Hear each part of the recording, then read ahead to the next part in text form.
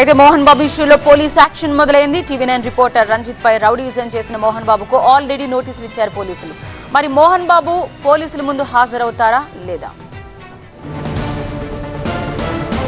మోహన్ బాబు పోలీసుల విచారణకు వెళ్తారా లేదా?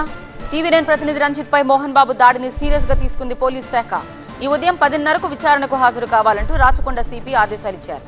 మోహన్ బాబుతో పాటు విష్ణు, మనోజ్ కూడా నోటీసులు ఇచ్చారు. మోహన్ బాబు, విష్ణు గన్స్ ను డిపాజిట్ చేయాలంటున్నారు.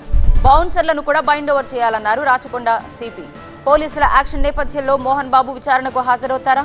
బౌన్సర్లను బైండ్ ఓవర్ చేస్తారా? గన్లను అప్పగించేస్తారా? చూద్దాం.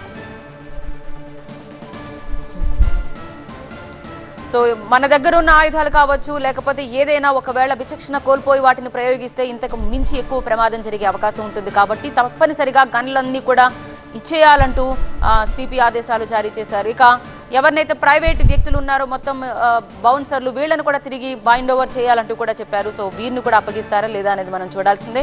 మోహన్ బాబుతో పాటు విష్ణు, మనోజ్ కి కూడా నోటీసులు ఇచ్చారు. అంటే ఇప్పుడు పోలీస్ స్టేషన్లో కీలకమైన విచారణ జరగబోతోంది. మనోజ్ వర్షన్ వింటారు పోలీసులు, విష్ణు వర్షన్ వింటారు. మోహన్ బాబు వస్తే మోహన్ బాబు వైపు నుంచి కూడా వర్షన్ తీసుకుంటారు. ఇప్పుడు ఎలా తీసుకువెళ్తారు ఈ కేసుని ముందుకి అనేది మనం చూద్దాం.